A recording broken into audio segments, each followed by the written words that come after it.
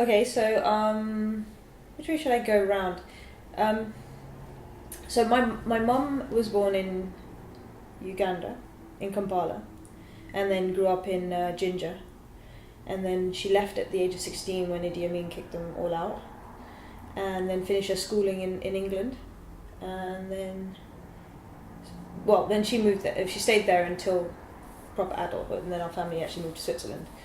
My dad was born. I think he was born at home in Eldoret, in Kenya. So and he moved over to the UK to study. So at the age of 18, and when he got sort of a job and stuff, he said, "Oh, Mum and Dad, you should come and live here with us," because my aunt also moved for studying as well. So both my dad and my aunt moved to England. So my grandparents did. So then they all moved out of Kenya.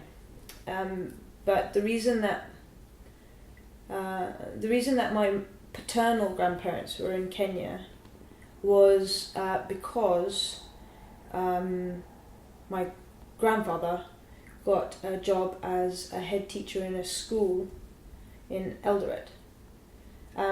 And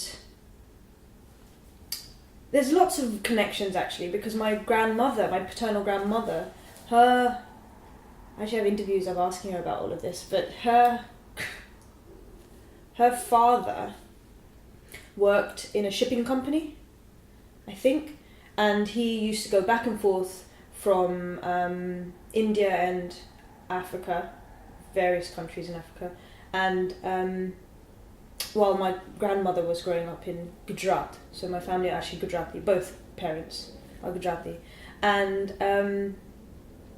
so then when my grandmother was 21, she got married, and it was just a coincidence that she got married to a man who also happened to be working in Kenya. So she moved over there with him, but not straight away, because my older uncle and my older aunt were both born in India, and it was only my dad and my younger aunt who were born in Africa. Right. And actually my older uncle and my older aunt both were educated in India, but one of my uncles died of cancer, and I think there was something that happened, like my aunt also has some health issues, and my grandmother just decided one day that she's not sending any more of her children to India for education from Kenya. So then my dad was next to be educated, was sent to England instead, because that was an option at the time for people in the British Raj to go to England, I guess without a visa or something. So my grandfather was a head teacher at a school in Eldoret, and my grandmother was an English teacher in that same very same school. Yeah, and so on my mum's side, my mum's parents moved to Uganda, and now I don't know why they exactly moved, but I have the feeling that they moved because of business opportunities. So they ran this store called Uganda General Stores. So it was like a huge company that had stores all over Uganda that were run by my mum's family, and they set up business there. So obviously it was kind of like an entrepreneurial thing to go over there. So then my mum's whole extended family, my mum was born and raised in Africa. Interestingly enough, I think the first time she ever went to India was when she was 18 for 6 months. Again, I guess to go back to her roots and spend some time there. So I hope does that answer to your question? Yeah, well, that's loads. Do you did your parents speak about Uganda or Kenya much when you were growing up? My grandmother on my dad's side speaks about Kenya a lot, so I've got most of my information about the Kenya days from her rather than my dad. My mum tells me loads of stories, as you know from her blog. Oh yeah. She tells me loads of stories, and there are many stories, all wrapped up, and I wish actually one day I could do a timeline of all the events and things she's told me, because I know all these individual stories that maybe I haven't yet connected the dots and the timelines to, you know. So yeah, totally. I think my mum, it feels like to me my mum reminisces and misses it a lot more than my dad, but then that's maybe because of personality rather than actual feeling. Are there any stories that stand out to you? My mum always talks about how you just couldn't beat some of the social events that you got in Uganda. So I remember she talks a lot about that when, you know, obviously in Hinduism you have Navratri, and the community obviously that they built in Uganda. Every time there was a Navratri, and my mum loves dancing and music and social events. So she's like in her like, what do you call it, in the zone when she's there. So they go to these big, I guess, functions in Jinja. I don't even know if they went to Kampala to do that, but in Jinja, which is a town, I don't even know how far it is from Kampala, but so they went there and they'd have these big events, and I've seen pictures that my mum, actually on the blog there's a picture of people, and she really loved that kind of cultural element of it, and also because I think there was an element of outdoors and the heat and a kind of being with nature, and a lot more, like my mum said that she always used to run around without shoes on.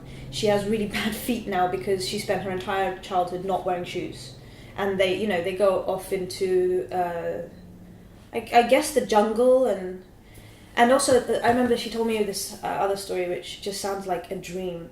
So every summer she'd be sent to her grandmother's or great aunt's place, and they live in a completely different village or part of Uganda, and it was a really, really luscious, like in the middle of the savannah type area, and she used to hang out there with her cousins, and again she used to, as she calls it, rakawain, like just, which is like wandering off into the trees or into the jungle or into the savannah or whatever. So it seems like a completely wild and much more freer upbringing. And then obviously she also talks about the fact that a lot that she was lucky enough to have her best friend in the house next door. So they had an extended family in their house. So they had a house, and by the sounds of it, it was very, very packed full. Like 5 people in each room or something. Maybe not that bad, but quite a lot of people, extended family in my mum's house, and next door was her best friend's house, and it seemed considerably smaller number of people in that house. So my mum used to always go spend a lot of her time at her best friend's house, because obviously she wanted to be with her best friend and hang out. So she said that she actually learned a lot of the way she cooks from her best friend's mum, and a lot of things that she grew up and sort of saw her best friend's mum as like a second mum, who kind of taught her a lot about household stuff and cooking and life, I guess. Yeah. And did she mention the way the house was laid out? She does. I wish I could remember. There are pictures. You could go to that blog actually. But so the house was laid out. They had a big garden. They had lots of dogs. I think that's their house. Now they said that the houses that their community, the Gujarati or that particular neighborhood lived in, was surrounded by a massive patch of grass. So like a common, we would call it here in England, right? So really big patch of grass, and houses were built around it in a square. So they were lucky enough. All the kids in that neighborhood used to play in that for hours and hours and hours until sunset, and then they would be called in for dinner. But the house itself, they definitely, I feel like the houses on the ground floor were centered around the kitchen, and then you just have like people's bedrooms, different bedrooms upstairs and downstairs. Very like, I don't know specifically more like blueprint wise. No, that's okay. Yeah.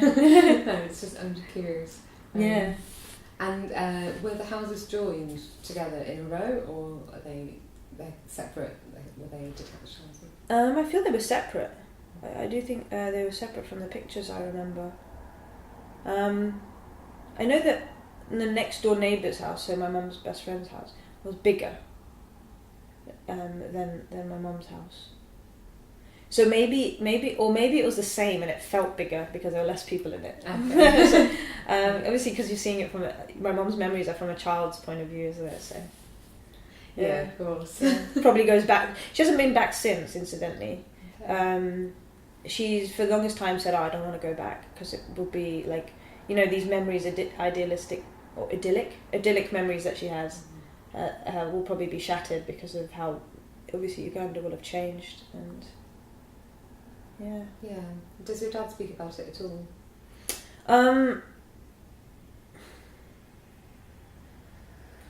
Gosh, if he saw this and he's like, I tell you all the time. I do it. Do you, Dad? I don't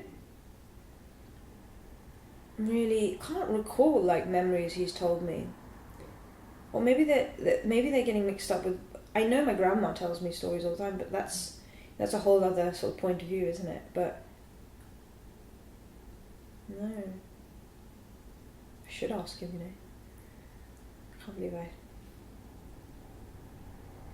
My dad's not one to tell stories, I guess, in that way. But your mum is. Yeah, you can tell. I've got all these images in my head of my mum's life. I've got like, not zero obviously because my grandma has said things, but yeah. Yeah.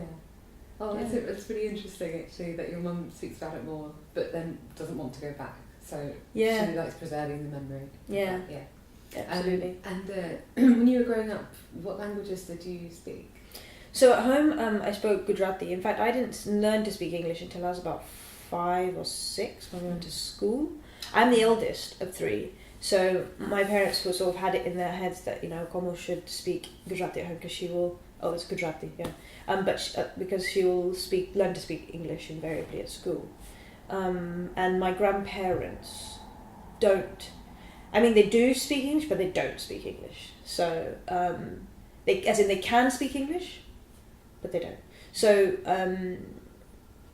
I just had exclusively Gujarati upbringing because my grandparents lived with us when we lived in London, and I used to speak exclusively with them in Gujarati. And then with my mum and dad, I did speak exclusively until I started going to school, and then I started throwing in English words because obviously I would hear my mum speak English and my dad speak English, so then it became a kind of mix of Gujarati and English.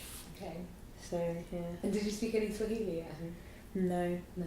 I know my parents speak it, and I used to think that they spoke it with each other, but now I realise it's not Swahili. It's that, what's it called? Like Pig Latin type thing, but they have the Indian African version of the Pig Latin thing. Okay. You know that fake language you make when you're kids. Yeah.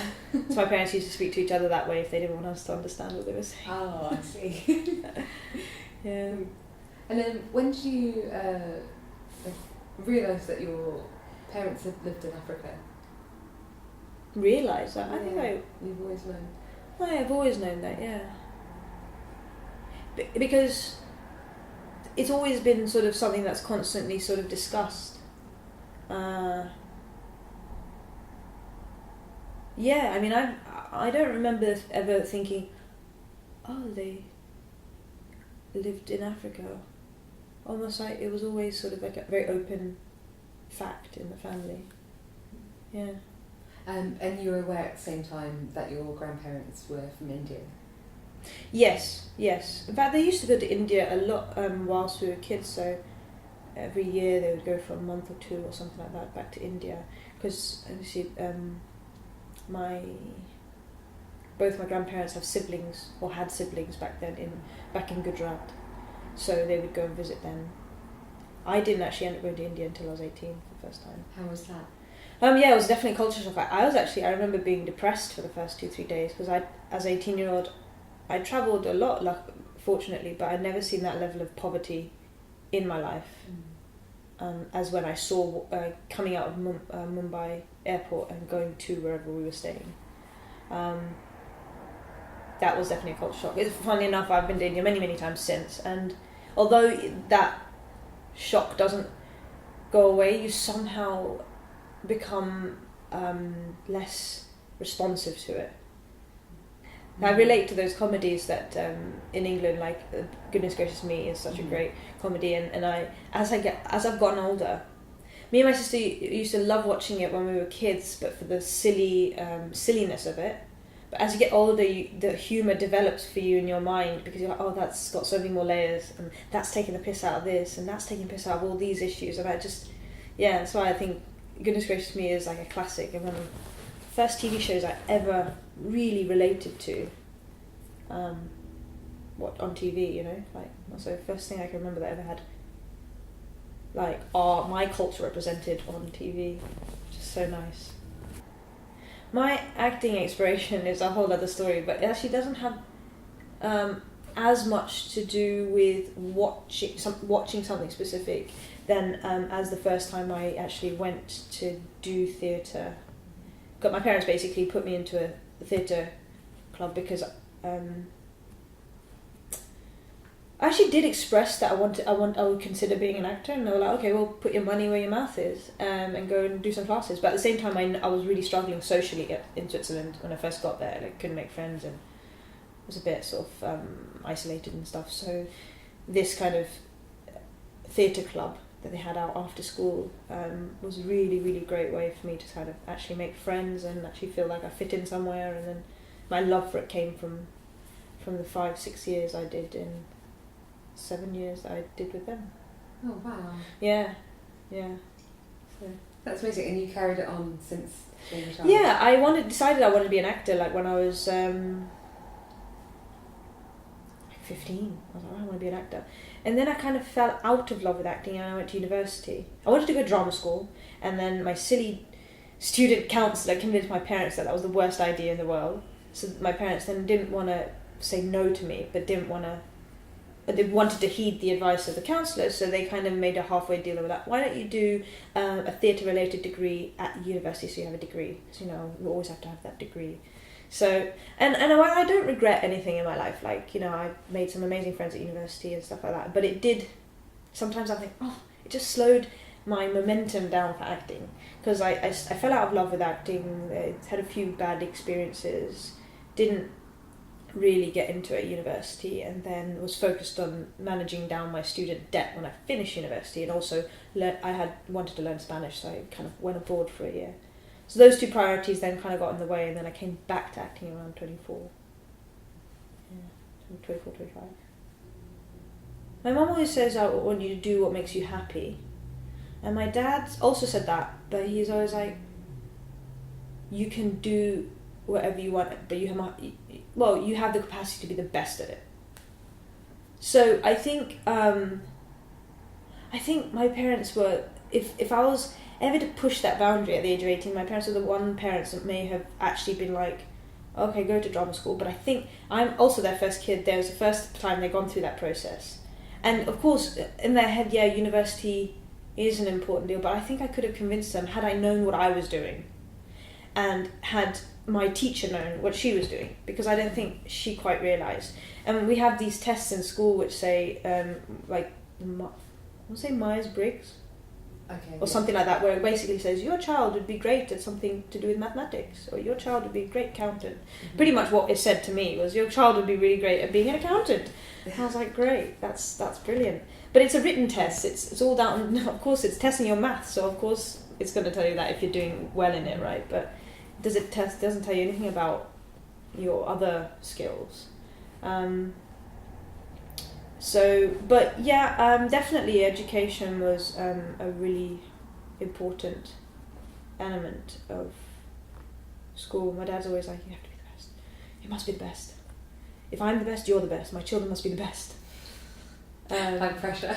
Yeah, but I don't think, I don't know if I felt, maybe I'm denying it. But for example, I remember this time during my last 2 years of school, when we did IB, so International Baccalaureate. So it's a 2-year program, and you have exams at the end of the 2 years. And during the exam period, so we get like a whole month off before we start our exams. And my parents didn't once tell me to study, right? And they would come home my mum would come home after picking my brother up from school or something, and I'm sitting there watching TV. And she'd asked me, she's like, are you sure you're supposed to be doing that? Shouldn't you be studying? I was like, Mum, I've got it on control. Trust me.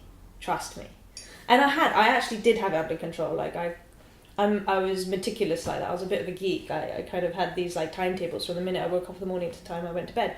But I also love my chill out time. I appreciate that chill out time needs to be there. So, and I think that luckily for our relationship, I got good grades. So, but I don't know. I guess I haven't. I know friends of mine whose parents didn't get as were just as uninvolved, and I know parents who were like breathing down their kids' necks. So, yeah, yeah, they're pretty trusting. I guess I always got good grades, so they were pretty trusting of me to do the right thing.